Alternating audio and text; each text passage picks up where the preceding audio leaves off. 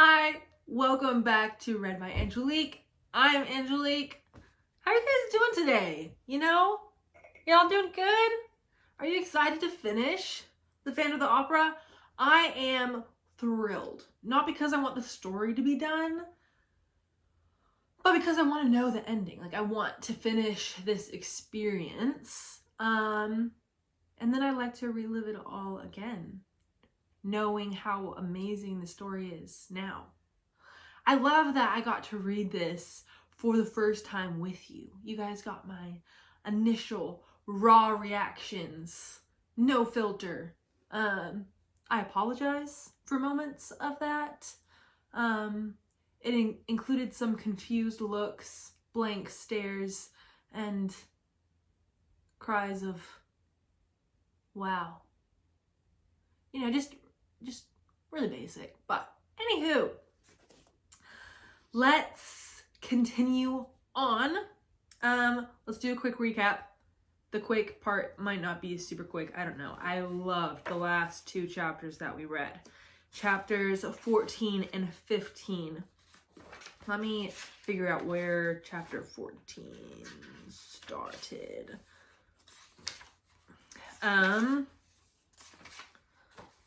Oh yes. So the Persian and Raoul are stuck in the torture chamber and the torture commences. And this is like a unique situation of it's really mental and physical torture that is supposed to lead them to committing suicide or dying of heat exhaustion. I think that's the goal. So they are in this small room and Raoul's going crazy and the Persian is trying to explain to him hey, it's really just illusions. It looks like we're in a forest, but it's a hexagon. Yes, hexagon. That's 8 walls, right? Or 6. I don't remember. Anyway, and they're covered in mirrors. And the Persian explains that there are several different scenes and there's mechanisms. So the scene inside that is on all the walls is going to change. And the first scene is a forest. So it's this tree and Raoul and the Persian is like, hey, I need you to chill out, Raoul. Just let me be, because there is some sort of spring on one of these walls and I need to find it without being disturbed. So the Persian spends just a ton of time meticulously going over every single panel of glass to find this little area that will give to open the door, because he's seen it before. He's seen Erik build this. It existed in a previous life essentially. And but in the meantime they're super hot, they're starting to sweat, they're getting delusional. Even the Persian's getting a little bit delusional, but he's sticking to his guns and being I need to keep at this. At some point Raoul starts talking again and is starting to be a little bit more forlorn, and the Persian loses his place on the wall and he has to start all over again after talking to Raoul. The scene changes from a forest, then they go through a desert. I think that's how it goes. Forest, desert. So it rotates, and now that they're walking through a desert, they're extremely dehydrated. And then it's like this mirage in the distance of water coming, and the Persian sees it and he's like, this is the worst trick of all. You want to die because of how thirsty you are, the heat exhaustion. They've been so hot that they had these jackets, at the time period. They were they didn't know if keeping on their jacket prevented them from the blazing heat more than taking it off. But Raoul sees this mirage of this water and he's like, there's water, look, it's coming, we're getting closer. And the Persian's like, hey, remember, it's not real. And at this point Raoul's like, I don't care what you said. I've been walking for days through forests and deserts. You are the delusional one. It's not tricks. This is real, and that's water. Come on, let's go. And as it gets closer, they start hearing ripples. And I loved the description that Gaston gave. He talks about a ripple being a sound that you don't hear with your ears, but you feel with your tongue. And anyway, it was really cool. I liked that description. And then the Persian says that the worst part of all comes, and he said the sound of rain starts, like a thunderstorm. So they hear the rippling water, they see it, and now they are hearing it. And it's almost like the different senses, because he says that you don't hear it with your ears, you hear it with your tongue. So it's like they're seeing it, they're tasting it, and they're hearing the rain without actually having any water. So they are going absolutely crazy. But the Persian actually, as the different like tricks are happening in the torture chamber, he's explaining how Erik is doing it and the methods he uses to create all of the different sounds and stuff. At this point, with the rain, they're so desperate, Raoul pulls out his gun, points it at his head, and even the Persian, he finds the lynch, and they call it something else, or do they call it a lynch? Anyway, and the tree reappears. So because of the changing scenes, like the tree has disappeared in the desert and different stuff, but now the tree is back and the lynch is there. And the Persian is like, the whole point that the tree comes back is so that you can hang yourself, because that is better than just dying of thirst. And so Raoul has the gun to his head. The Persian has picked up the lynch and is like looking at the tree. But in this moment, the Persian like catches the sight of a little nail in the floor, and he's like, wait, stop. And Raoul kind of waits a moment, puts the gun down, and the Persian goes to this place and he pushes this nail, and a spring gives way, but a trap door opens. So it's not the door that he was looking for to get out. This one goes under, and it's pitch black, and this waft of cool air comes up, and both of them kind of just like dive their heads into this trap door to get the fresh air. And then it's pitch black down there. They clumsily kind of fumble their way down. The Persian grabs his little lamp, and they get down, and this room, it's a cellar, and it's just full of barrels. And the Persian's like, oh, this must be all of the wine and the water for Erik, because Erik apparently really likes nice wine. And I'm like, me too. Invite me down to your dungeon for a glass of wine. I'm kidding. Anywho, so they are like super excited. They try to find an open barrel that is like already open. They can't find one, so the Persian takes out his knife and he's gonna like get the little cork thing open. But when he opens it, he puts his hands in, and he is so shocked, he like screams, drops his lamp, it busts, and now they're like back in pitch blackness. What he had pulled up with his hands was not water, wasn't a liquid. It was gunpowder. And immediately, Raoul and the Persian realized that this is what the Phantom or Erik meant when he said he was going to take retribution on all humanity if Christine does not marry him. He was going to explode the place. So they're freaking out now. They're like, we're not just trying to save our lives and Christine's. We are saving a chunk of the human population. Really just like the Paris population, you know? So they freak out. They are in pitch black again, and they don't try to find a way out of the cellar, which I don't get. There just must not be a way. But they go back up the stairs to the torture chamber, which they're hoping still had light, but when they get up there, it's dark. So they're in there, freaking out. They're like, we have to, like, where in the world is Christine and Erik? They haven't heard anything. But then they hear something come, and Christine is at the wall or the door talking to them. And she's like, he finally let me come. He left me for 5 minutes to stay with my thoughts. He's given me 2 options. He's given me a key to 2 different caskets. One of them has a scorpion, and a metal scorpion, like a little figurine, and the other one has a grasshopper. And he says that I am to turn the scorpion if I will marry him, and turn the grasshopper if I don't. And he says something weird about the grasshopper hops the highest, and the Persian immediately is like, I know what that means. Like, because he said it hops the highest, he's gonna explode everyone if you touch the grasshopper.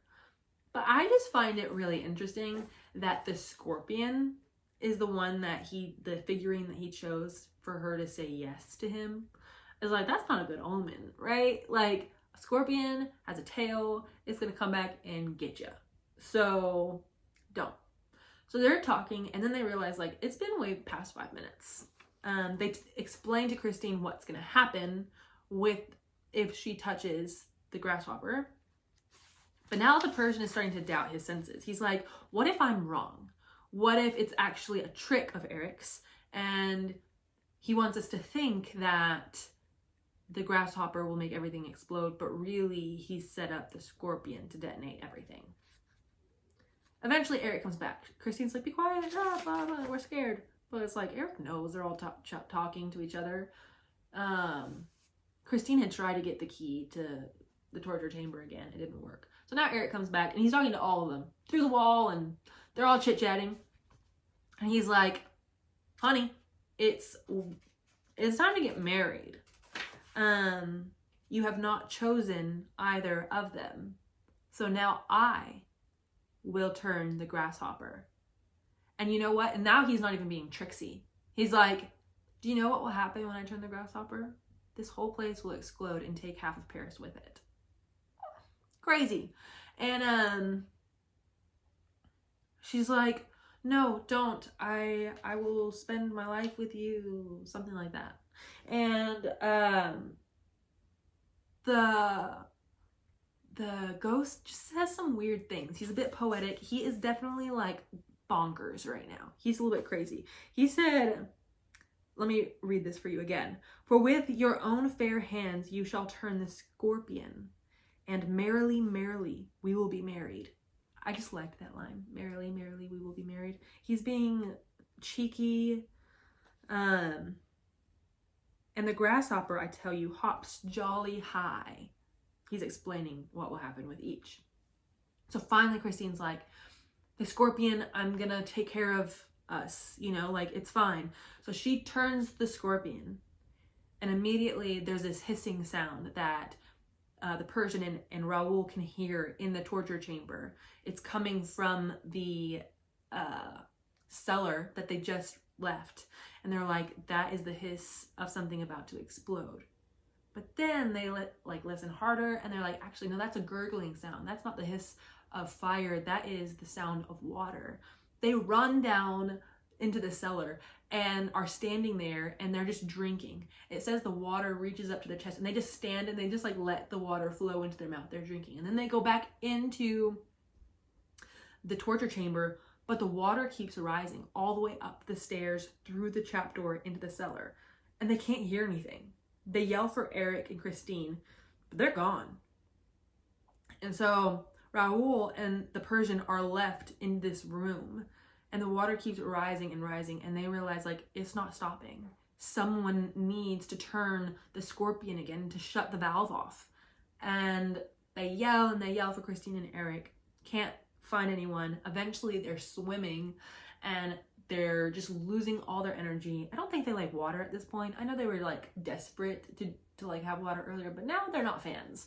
And it's rising, and it brings them to like, they eventually cling onto the metal tree. So they're holding onto the metal tree, and while they're up there, they hear like this draft of air, and in this little dome of the ceiling, and they're like, if we can keep ourselves up, we can like alternate sipping air from that vent hole.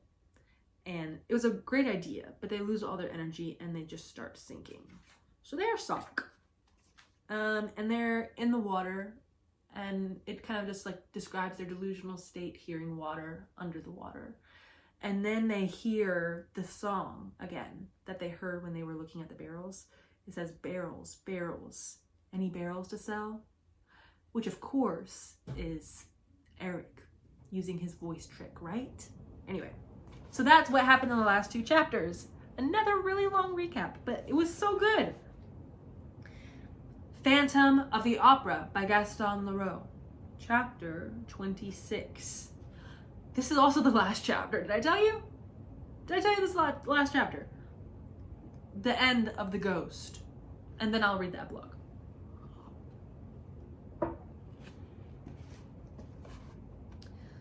The previous chapter marks the conclusion written narrative which the Persian left behind. Notwithstanding the horrors of the situation, which seemed definitely to abandon them to their deaths, Monsieur de Cheney and his companion were saved by the sublime devotion of Christine Daae. I had the rest of the story from the lips of the Daroga himself. When I went to see him, he was still living in his little flat in the Rue de Ravioli, opposite the Turellius. I'm sorry for mispronouncing all of those French words, but it is what it is. He was very ill, and it took all my ardor as a historian pledged to tell the truth to persuade him to live the incredible tragedy over again for my benefit. His faithful old servant, Darius, showed me in, so he went to see the Persian, is who he's talking to. The Daroga received me at a window overlooking the garden of the Turellius. He still had his magnificent eyes, but his poor face looked very worn. He had shaved the whole of his head, which was usually covered with an astrakhan cap. He was dressed in a long, very plain coat, and amused himself by unconsciously twisting his thumbs inside the sleeves. But his mind was quite clear, and he told me his story with perfect lucidity as follows. It seems that, when he opened his eyes, the Daroga found himself lying on a bed. Monsieur de Cheney was asleep on a sofa beside the wardrobe. An angel and a devil were watching over them. After the deceptions and illusions of the torture chamber, the precision of the middle-class details in that quiet little room seemed invented for the express purpose of once more puzzling the mind of the mortal rash enough to stray into that abode of living nightmare. The wooden bedstead, the beeswaxed mahogany chairs, the chest of drawers, the brasses, the little square anti-maskers carefully placed on the backs of the chairs, the clock on the mantelpiece, the harmless-looking ebony caskets at either end, lastly, and what not filled with shells, with red pincushions, with mother-of-pearl boats and an enormous ostrich egg. The whole discreetly lighted by a shaded lamp standing on a small round table. This collection of ugly, peaceable, reasonable furniture at the bottom of the opera cellars bewildered the imagination more than all the late fantastic happenings. And the figure of the masked man seemed all the more formidable in this old-fashioned, neat and trim little frame. It bent down over the Persian and said in his ear, "Are you better, Daroga? You are looking at my furniture? It is all I have left of my poor, unhappy mother." Christine Daae did not say a word. She moved about noisily, like a sister of charity who had taken a vow of silence.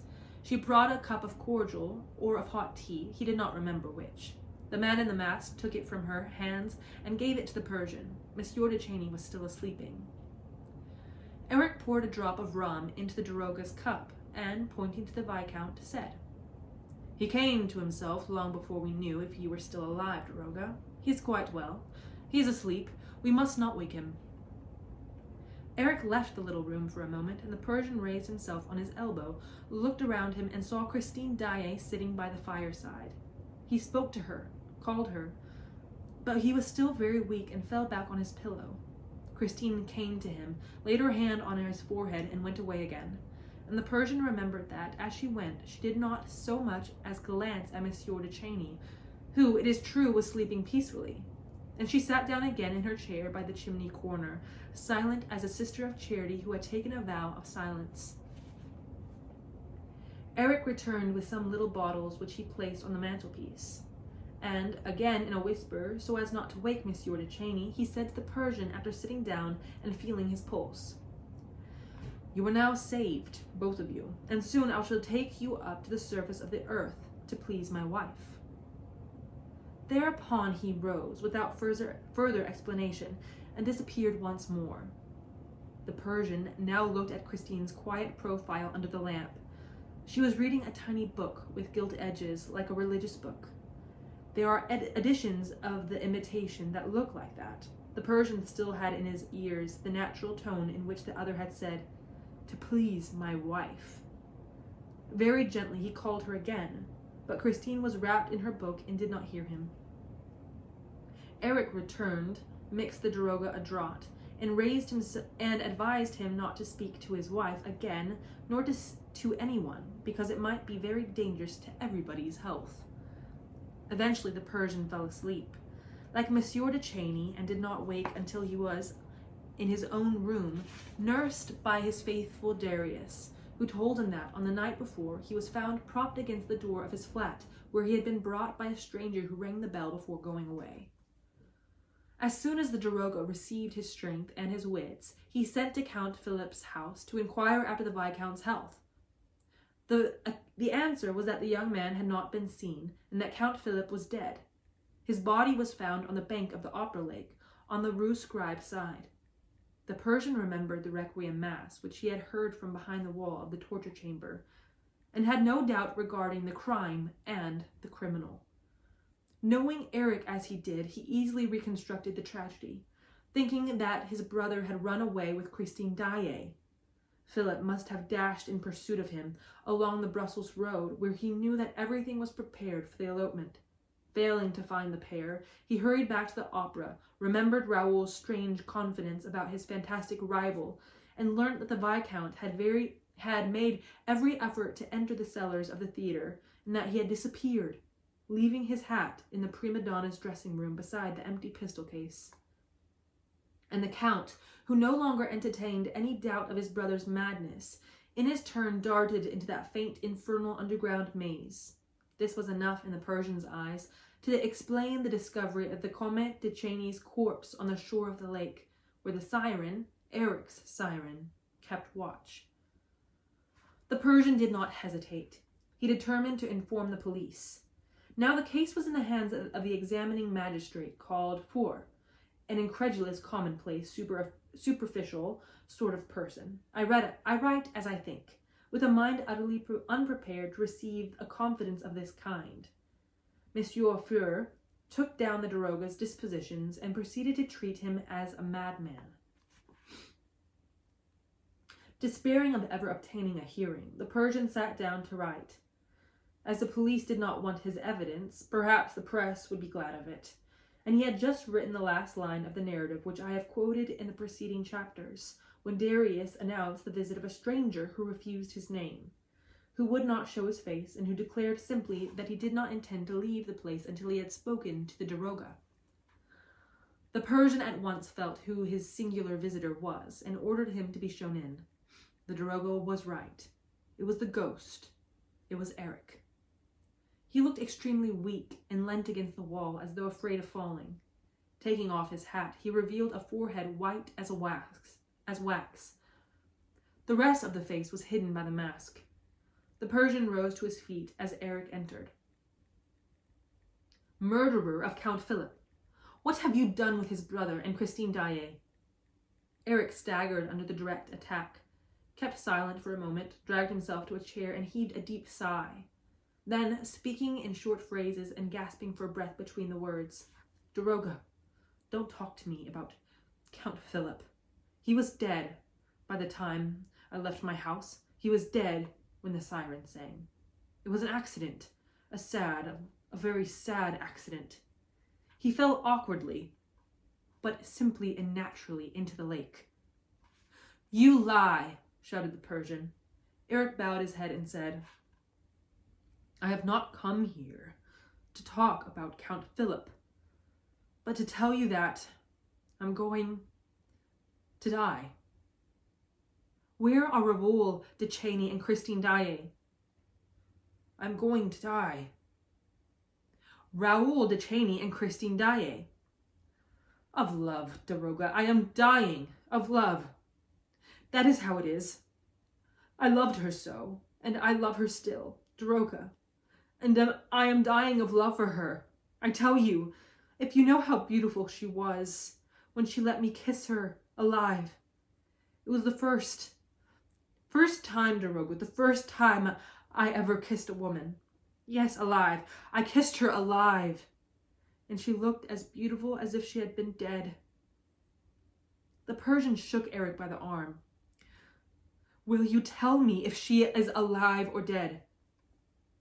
Why do you shake me like that? asked Erik, making an effort to speak more connectedly. I tell you I am going to die. Yes, I kissed her alive. And now she is dead. I tell you I kissed her just like that, on her forehead. And she did not draw back her forehead from my lips. Oh, she's a good girl. As to her being dead, I don't think so. But it has nothing to do with me. No, she is not dead. And no one shall touch a hair of her head. She's a good, honest girl, and she saved your life, Daroga, at a moment when I would not have given 2 pence for your Persian skin. After all, who cared about you? For were you there for that little chap? You would have died as he. You would have died as well as he. My word, how she entreated me on behalf of her little chap. But I told her that, as she had turned the scorpion, she had, through that very fact, and of her own free will, become engaged to me. And that she did not want 2 men engaged to her, which was true enough. As for you, you did not exist. You had coaxed. You had ceased to exist, I tell you, and you were going to die with the other. Only mark me, Daroga, when you were yelling like the devil because of the water, Christine came to me with her beautiful blue eyes wide open and swore to me, as she hoped to be saved, that she would be my living wife. Until then, in the depths of her eyes, Daroga, I had always seen my dead wife. It was the first time I saw my living wife there. She was sincere, and she hoped to be saved. She would not kill herself. It was a bargain. Half a minute later, all the water was back in the lake, and I had a hard job with you, Daroga, for upon my honor I thought you were done for. However, there you were. It was understood that I was to take you both up to the surface of the earth when at last I cleared the Louis Philippe room of you. I came back alone. What have you done with Viscount Cheney? Asked the Persian, interrupting him. Ah, you see, Daroga, I couldn't carry him up like that at once. He was a hostage. But I could not keep him in the house on the lake either, because of Christine. So I locked him up comfortably. I chained him up nicely. A whiff of the Mazenderan perfume had left him as limp as a rag in the communist dungeon, which is in the most remote and deserted part of the opera, below the 5th cellar, where no one ever comes and no one ever hears you. Then I went back to Christine. She was waiting for me. Erik here rose solemnly. When he continued, but as he spoke, he was overcome by all his former emotion and began to tremble all over like a leaf. Yes, she was waiting for me erect and alive, a real living bride. As she hoped to be saved, and when I came forward more timid than a little child, she did not run away. No, she stayed. She waited for me. I even believe, Daroga, that she put out her forehead a little, oh, not much, just a little, like a living bride, and I kissed her. I, and she did not die. Oh, how good it is, Daroga, to kiss a person. You can't tell, you can't, but I, my mother, Daroga, my poor, unhappy mother would never let me kiss her. She used to run away and throw me my mask. Nor any other woman, ever. Oh, you can understand my happiness was so great. I cried, and I fell at her feet crying, and I kissed her feet, her little feet, crying. You're crying too, Daroga. And she also cried. The angel cried. Erik sobbed aloud, and the Persian himself could not restrain his tears in the presence of that masked man, who, with his shoulders shaking and his hands clutching at his chest, was moaning with pain and love by turns. Yes, Daroga. I felt her tears flow on my forehead. On my forehead? On my forehead. Mine! They were hot. They were sweet. They trickled under my mask. They mingled with the tears in my eyes. They flowed between my lips. Listen, Daroga. Listen to what I did. I tore off my mask so as not to lose one of her tears. And she did not run away. And she did not die. She remained alive, weeping. Over me, with me, we cried together. I have tasted all the happiness the world can offer. And Erik fell into a chair, choking for breath. I am not going to die yet. Presently I shall. But let me cry. Listen, Daroga, listen to this. Well, while I was at her feet, I heard her say, "Poor, unhappy Erik." And she took my hand. I become no more, you know, than a poor dog ready to die for her. I mean it, Daroga. I held in my hand a ring, a plain gold ring, which I had given her, which she had lost, and which I had found again. A wedding ring, you know. I slipped it into her little hand and said, "There, take it. Take it for you and him. It shall be my wedding present. A present from your poor, unhappy Erik. I know you love the boy. Don't cry anymore." She asked me in a very soft voice what I meant. Then I made her understand that where she was concerned, I was only a poor dog ready to die for her, and that she should marry the young man when she pleased, because she had cried with me and mingled her tears with mine. Erik's emotion was so great that he had to tell the Persian not to look at him, for he was choking and must take off his mask. The Daroga went to the window and opened it. His heart was full of pity, but he took care to keep his eyes fixed on the trees in the Tuileries gardens, lest he should see the monster's face. I went and released the young man, Erik continued, and told him to come with me to Christine. They kissed before me in the Louis Philippe room. Christine had my ring. I made Christine swear to come back one night when I was dead, crossing the lake from the Rue Scribe side, and bury me in the greatest secrecy with the gold ring, which she was to wear until that moment. I told her where she would find my body and what to do with it. Then Christine kissed me. For the first time, herself, here, on the forehead. Don't look, Daroga. Here on the forehead, on my forehead. My forehead, mine. Don't look, Daroga.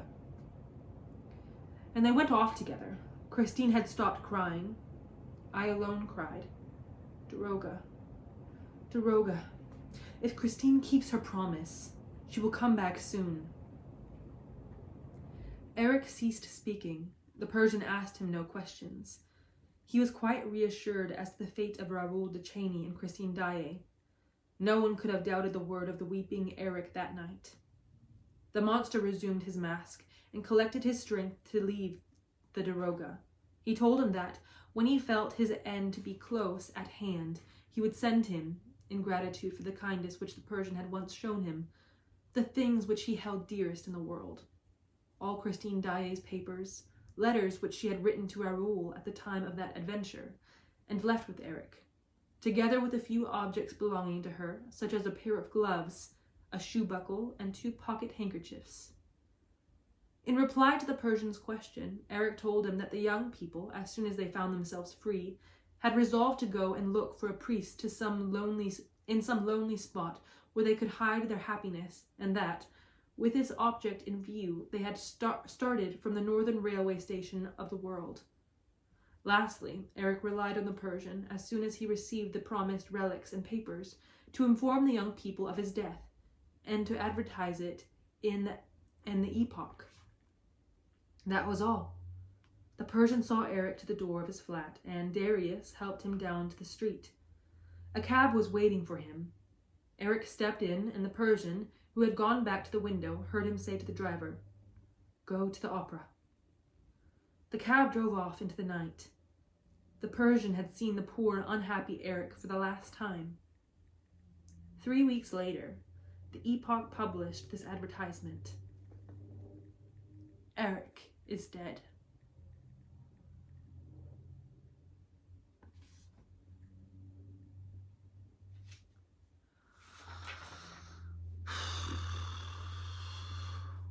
That got me, guys. Like, you can't see it, but like right here, tears. Genuine tears.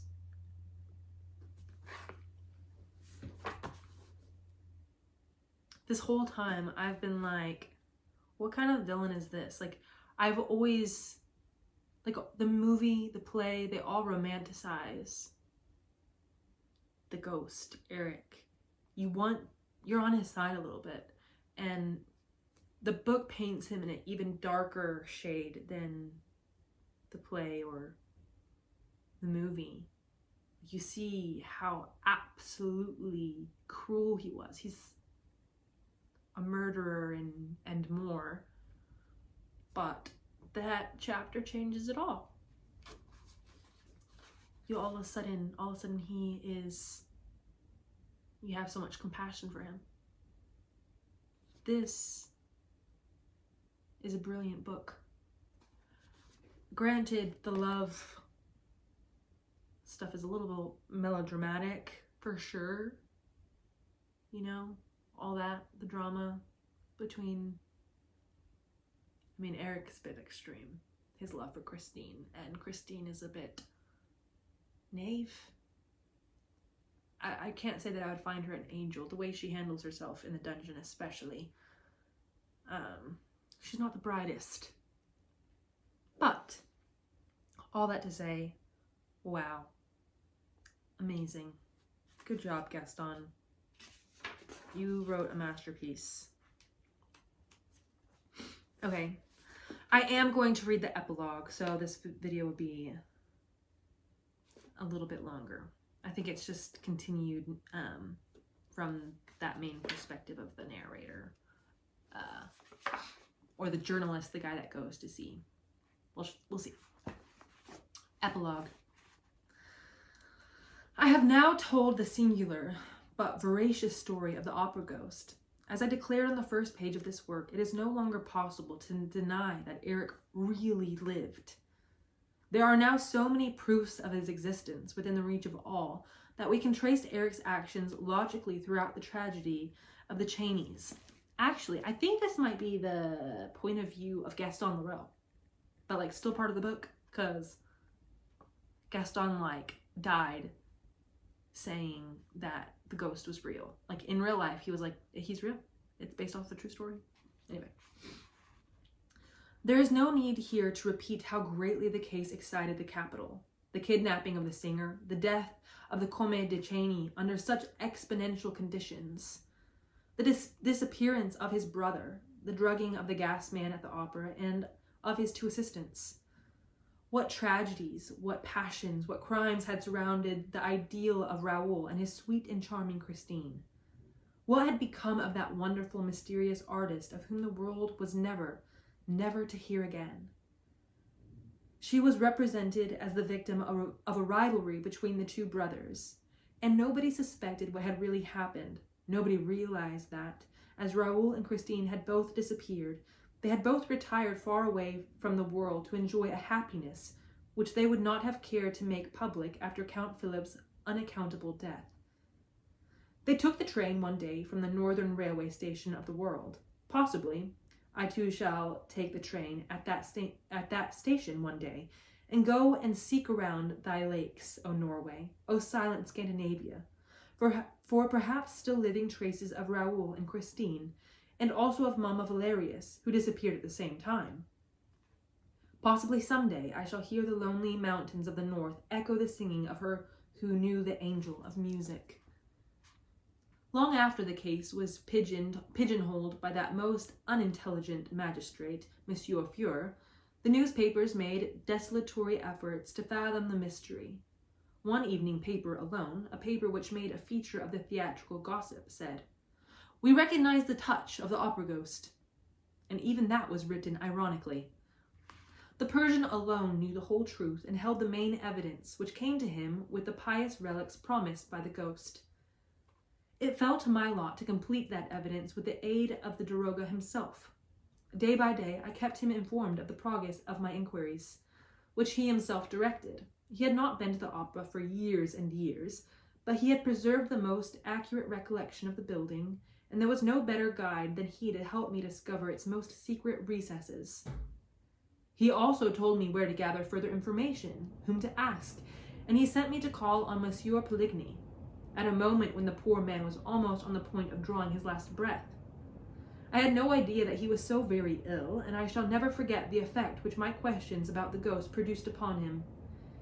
He looked at me as if I were the devil, and answered only in a few incoherent sentences, which showed, however, and that was the main thing, the extent of the perturbation which O.G., in his time, had wrought in that already very restless life. For Monsieur Poligny was what people call a man of pleasure. When I came and told the Persian of the poor results of my visit to Monsieur Poligny, the daroga gave a faint smile and said, Poligny never knew the full extent to which that extraordinary scoundrel of Erik humbugged him. The Persian, by the way, spoke of Erik sometimes as a demigod, and sometimes as the lowest of the low. Poligny was superstitious, and Erik knew it. Erik knew most things about the public and private affairs of the opera. When Monsieur Poligny heard a mysterious voice tell him, in box 5, of the manner in which he used to spend his time and abuse his partner's confidence, he did not wait to hear more. Thinking at first that it was a voice from heaven, he believed himself damned. And then, when the voice began to ask for money, he saw that he was being victimized by a shrewd blackmailer to whom Debine himself had fallen prey. Both of them, already tired of management for various reasons, resigned without trying to pry further into the personality of that curious O.G., who had added such a singular set of clauses to their lease. They bequeathed the whole mystery to their successors, and heaved a sigh of relief when they were rid of a business that had bothered them, without providing them with the least amusement. I then spoke of their two successors, and expressed my surprise that, in his Memoirs of a Manager, Monsieur Moncharmin should describe the opera ghost's behavior at such length in the first part of the book, and hardly mention it in the second. In reply to this, the Persian, who knew the memoirs as thoroughly as if he had written them himself, observed that I should find the explanation of the whole matter if I would just recollect the few lines which Moncharmin devotes to the ghost in the second part foresaid. I quote these lines, which are particularly interesting because they describe the very simple manner in which the famous incident of the 20,000 francs was closed. As for O.G., some of whose curious tricks I have related in the first part of my memoirs, I will only say that he atoned by one spontaneous fine action for all the worry which he had caused my dear friend and partner, and I am bound to say, myself. He felt, no doubt, that there are limits to a jest, especially when it is so expensive and when the commissary of police has been informed. For a few days after the disappearance of Christine Daae, when we had made an appointment in our office with Monsieur Milfroid to tell him the whole story, we found on Richard's table a large envelope inscribed in red ink with O.G.'s compliments. It contained the large sum of money which he had playfully succeeded in extracting, for the time being, from the treasury. Richard at once declared that we must be content with that and drop the subject. I agreed with Richard. All's well that ends well. What say you, O.G.? Of course, Moncharmin continued to believe, especially after the money had been restored, that he had been, for a little while, the butt of Fermin Richard's sense of humor, whereas Richard, on his side, was convinced that Moncharmin had amused himself by inventing the whole affair of the opera ghost, in order to revenge himself for a few jokes. I asked the Persian to tell me about what trick the ghost had taken 20,000 francs from Richard's pocket, in spite of this safety pin. He replied that he had not gone into this little detail, but that, if I myself cared to make an investigation on the spot, I should certainly find the solution to the riddle in the manager's office by remembering that Erik had not been nicknamed the trapdoor lover for nothing. I promised the Persian to do so as soon as I had time, and I can tell the reader at once that the results of my investigation were perfectly satisfactory. In fact, I hardly thought that I should ever discover so many undeniable proofs of the authenticity of the feats ascribed to the ghost.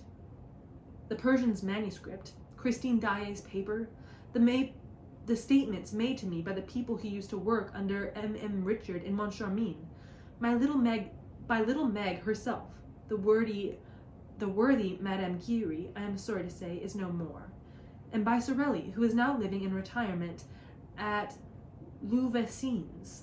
All these documents relating to the existence of the ghost, which I propose to deposit in the archives of the opera, have been checked and confirmed by the number of important discoveries of which I am justly proud. I have not been able to find the house on the lake, Erik having definitely blocked up all the secret entrances. On the other hand, I have discovered the secret passage of the communists, the planking of which is falling to pieces in parts, and also the trap door through which Raoul and the Persian penetrated into the cellars of the opera house. In the communist dungeon, I noticed numbers of initials traced on the walls by the poor wretches confined in it, and among these were an R and a C. R.C. Raoul de Cheney.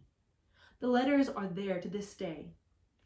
If the reader will visit the opera one morning and ask leave to stroll about where he pleases, without being accompanied by a stupid guide, let him go to box 5 and knock with his stick or knuckles on the enormous column that separates this from the stage box. He will find that the column sounds hollow. After that, do not be astonished by the suggestion that it was occupied by the voice of the ghost. There is room inside of the column for 2 men. If you are surprised that, when the various incidents occurred, no one turned round to look at the column, you must remember that it presented the appearance of solid marble, and that the voice contained in it seemed rather to come from the opposite side, for as we have seen, the ghost was an expert ventriloquist.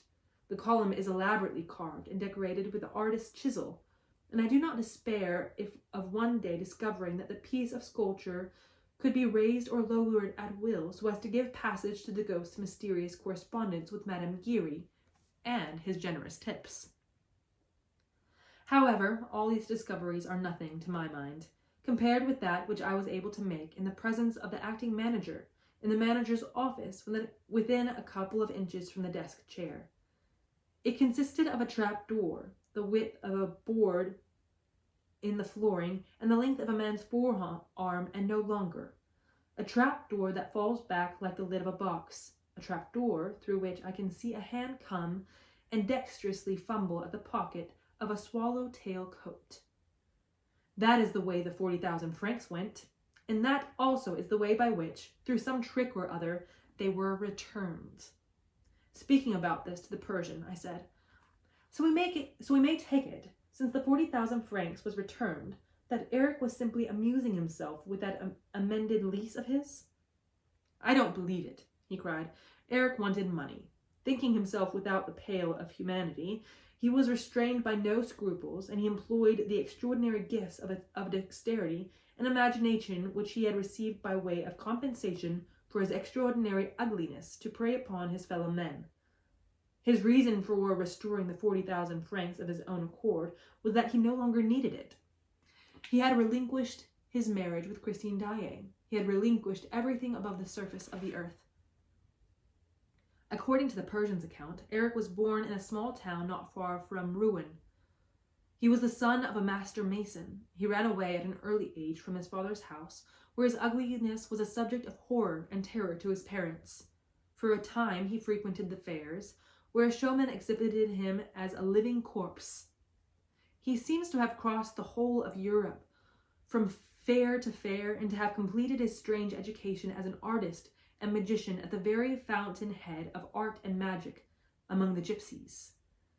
A period of Erik's life remained quite obscure. He was seen at the fair of Nijni Novgorod, where he displayed himself in all his hideous glory. He already sang as nobody on this earth had ever sung before. He practiced ventriloquism and gave displays of legerdemain so extraordinary that the caravans returning to Asia talked about it during the whole length of their journey. In this way, his reputation penetrated the walls of the palace at Mazanderan, where the little sultana, the favorite of the Shah, was boring herself to death. A fur trader, returning to Samarkand from Nizhny Novgorod, told of the marvels which he had seen performed in Erik's tent. The trader was summoned to the palace, and the daroga of Mazanderan was told to question him. Next, the daroga was instructed to go and find Erik. He brought him to Persia, where for some months Erik's will was law. He was guilty of not a few horrors, for he seemed not to know the difference between good and evil. He took part calmly in a number of political assassinations, and he turned his diabolical inventive powers against the emir of Afghanistan, who was at war with the Persian emperor. The Shah took a liking to him. This was the time of the rosy hours of Mazanderan, of which the daroga's narrative has given us a glimpse. Erik had very original ideas on the subject of architecture, and thought out a palace much as a conjurer contrives a trick casket. The Shah ordered him to construct an edifice of this kind. Erik did so, and the building appears to have been so ingenious that His Majesty was able to move about in it unseen and to disappear without a possibility of the tricks being discovered. When the Shah found himself the prisoner of this gem, he ordered Erik's yellow eyes to be put out. But he reflected that, even though blind, Erik would still be able to build another, equally remarkable house for another sovereign, and also that, as long as Erik was alive, there would be someone who knew the secret of the wonderful palace. Erik's death was therefore decided upon, together with that of all the laborers who had worked under his orders. The execution of this abominable decree devolved upon the daroga of Mazanderan. Erik had shown him some slight services and procured him many a hearty laugh. He saved Erik by providing him with the means of escape, but nearly paid with his head for his dangerous weakness. Fortunately for the daroga, a corpse, half devoured by the birds of prey, was found on the shore of the Caspian Sea, and was taken for Erik's body, because the daroga's friends had dressed the remains in clothing that belonged to Erik. The daroga was let off with the loss of the imperial favor, and confiscation of his property, and an order of perpetual banishment. As a distant connection of the Shah's family, however, he continued to receive a small allowance of a few hundred francs a month from the Persian treasury, and on this he came to live in Paris. As for Erik, he went to Asia Minor, and thence to Constantinople, where he entered the Sultan's employment. In explanation of the services which he was able to render a monarch haunted by perpetual terrors, I need only say that it was Erik who constructed all the famous trapdoors and secret chambers and mysterious strong boxes which were found at Yelit's kiosk after the last Turkish revolution. He also invented those automata dressed like the Sultan, and resembling the Sultan in all respects, which made people believe that the commander of the faithful was awake at one place when in reality he was asleep elsewhere. Of course, he had to leave the Sultan's service for the same reasons that made him fly from Persia. He knew too much. Then, tired of his adventures, formidable and monstrous life, he longed to be someone like everybody else. And he became a contractor, like any ordinary contractor, building ordinary houses with ordinary bricks. He tendered for part of the foundations in the opera. His estimate was accepted. When he found himself in the cellars of the enormous playhouse, his artistic, fantastic, wizard nature resumed the upper hand. Besides, was he not as ugly as ever? He dreamt of creating for his own use a dwelling unknown to the rest of the earth, where he could hide from men's eyes for all time. The reader knows and guesses the rest. It is all in keeping with the incredible and yet veracious story. Poor, unhappy Erik. Shall we pity him? Shall we curse him? He asked only to be someone, like everybody else, but he was too ugly, and he had to hide his genius, or use it to play tricks with, when, with an ordinary face, he would have been one of the most distinguished of mankind. He had a heart that could have held the empire of the world, and in the end he had to content himself with a cellar. Surely we may pity the opera ghost. I have prayed over his mortal remains, that God might show him mercy, notwithstanding his crimes.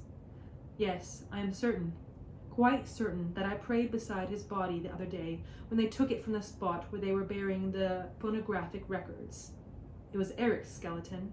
I did not recognize it by the ugliness of the head, for all men are ugly when they have been dead as long as that, but by the plain gold ring which he wore, and which Christine Daae must have slipped on his finger when she came to bury him in accordance with her promise. The skeleton was lying near the little well, in the place where the angel of music first held Christine Daae, fainting in his trembling arms, on the night when he carried her down to the cellars of the opera house. And now, what do they mean to do with that skeleton? Surely they will not bury it in the common grave. I say that the skeleton of the opera ghost is no ordinary skeleton, and that its proper place is in the archives of the National Academy of Music.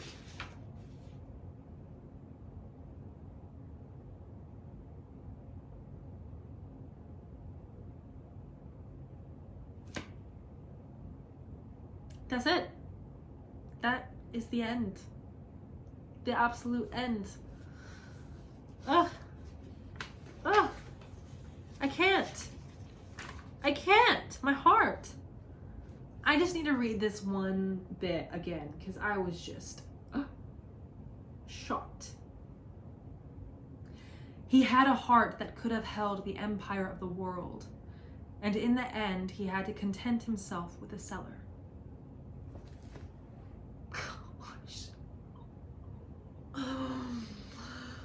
That's gonna take me the rest of the day to get over this. And some. I hope you have enjoyed this reading of Phantom of the Opera. Thank you for joining me, if you joined me for the entirety of the thing, or just jumped in here and there, or if this was the first video and you just captured the end.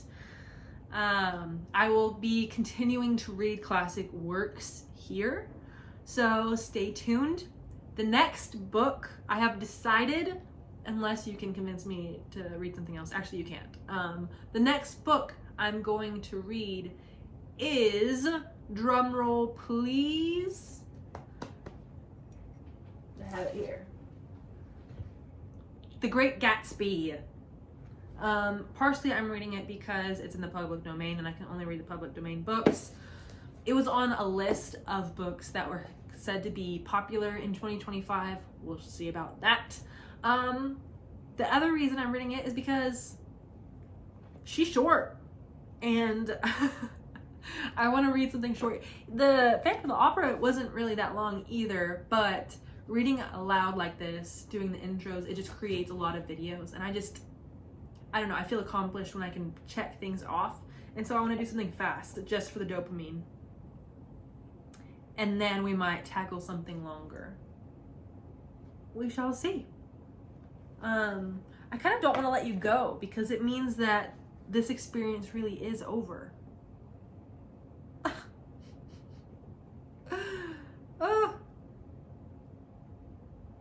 I guess I will let you go. Until next time, my dear fellow readers and literature lovers, goodbye.